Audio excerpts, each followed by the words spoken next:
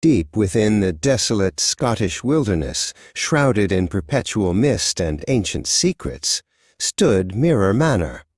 Its imposing stone walls had witnessed centuries of history, but also generations of inexplicable sorrow. Local legends whispered of a chilling curse laid upon the manor by the tormented spirit of Lady Eleanor. Every family member who had ever called Mirror Manor home seemed destined to meet an untimely, often terrifying end. All these tragedies, both whispered and documented, pointed to a single malevolent object, a vast, antique mirror dominating the main hall. The latest tragedy had sent shivers through the quiet community. A family member was discovered in their bedroom, lifeless, with a look of unimaginable terror etched permanently on their face.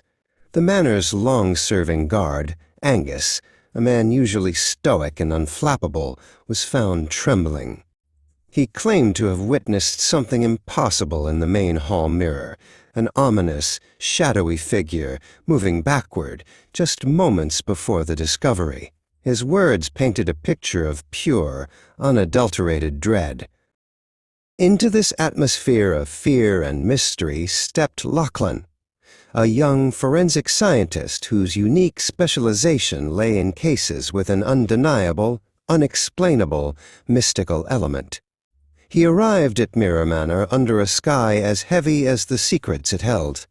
From the moment he crossed the threshold, an oppressive silence enveloped him, a chilling presence that prickled his skin and whispered of forces beyond the mundane. He knew, instinctively, this was no ordinary investigation. His first stop was the main hall, where a colossal, ornate, antique mirror commanded the space.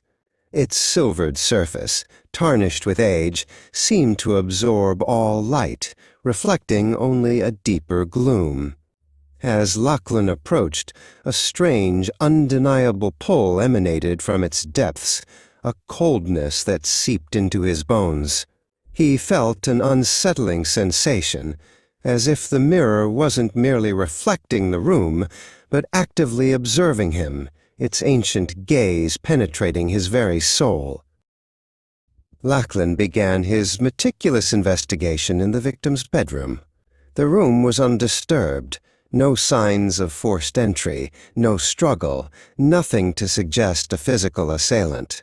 Every object was precisely in its place, yet the overwhelming sense of dread lingered. The sheer terror frozen on the victim's face was the only tangible clue, a silent scream that pointed to an unseen horror, a menace that left no physical trace, only profound, soul-deep fear. Unable to shake the feeling that the mirror held the key, Lachlan found himself drawn back to the main hall.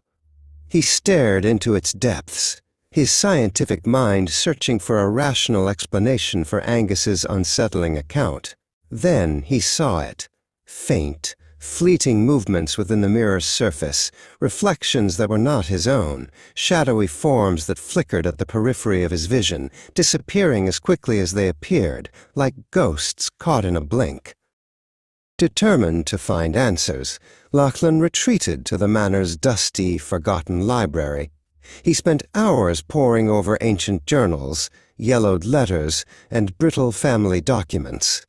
Amidst the faded ink and archaic script, a pattern emerged. He found repeated, cryptic mentions of the looking glass and a pact made generations ago, a dark secret carefully guarded by the manor's former occupants, hinting at a truth far more sinister than legend. The journals unveiled a horrifying truth. The mirror was not merely an object, but a portal. Generations ago, the family's ancestors had performed a dark ritual, sacrificing souls to the mirror to gain power and influence. Lady Eleanor, the first victim, had been unwillingly trapped within its depths, her spirit forever bound. The mirror was a prison, a repository of tormented souls, feeding on the fear and despair of those who dared to gaze into it. As Lachlan's understanding deepened, so did the mirror's malevolent influence. The fleeting shadows now coalesced into distinct, distorted faces, twisted with anguish and despair.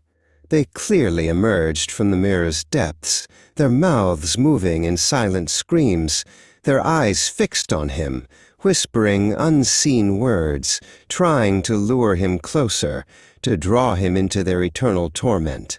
The air around the mirror grew heavy, thick with unseen presences. He realized with a chilling certainty that the mirror didn't just store reflections, it trapped souls. Lady Eleanor's tormented spirit, along with countless others, was imprisoned within its glassy confines. They yearned for release, a desperate longing that manifested as a terrifying hunger. But Lachlan also sensed a more sinister desire, a craving for company, a desire to pull others into their endless suffering, to share their cursed fate. The air in the main hall grew heavy, thick with an icy coldness that seeped into Lachlan's very bones. Lady Eleanor's presence was now palpable, a suffocating weight. She manifested more clearly in the mirror, her spectral eyes, first pleading for release, then hardening into a menacing gaze. Her translucent lips moved, offering him unimaginable power, ancient knowledge, in exchange for his soul, for him to join her in the mirror's eternal prison. Lachlan knew with absolute certainty that he stood at a precipice. He could not become another victim, another soul trapped in the mirror's cursed embrace. With a surge of unwavering resolve, he confronted the ancient evil. He would not yield.